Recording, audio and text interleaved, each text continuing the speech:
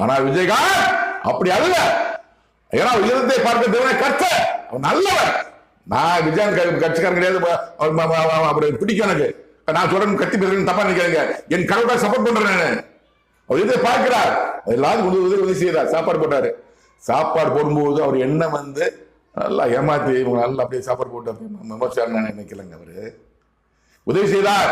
அதை வைத்து அவர் நல்லா இதை கொடுத்து அதை கொடுத்து நம்ம ஆட்சியை பிடிச்சிருவோம், முதலமைச்சராகிறோம், நிறைய சொத்து சொத்துறோம் நினைக்கலங்க. அவரு அதாங்க கடவுள் பார்க்குற. கடவுள் சொல்றாங்க விஜயகாந்த் மேல, விஜயகாந்த் ரசிகர்களுக்கு நம்ம சொல்லிக்கிறேன், விஜயகாந்த் நல்லவன், கடவுள் சரி பண்ணிருக்காரு.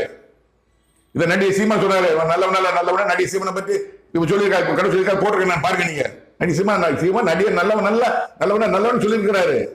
அவர் என்ன போறா பேசுற போறா அதை சொத்து சொத்து விஜயகாந்த் தேவையில்லைங்க.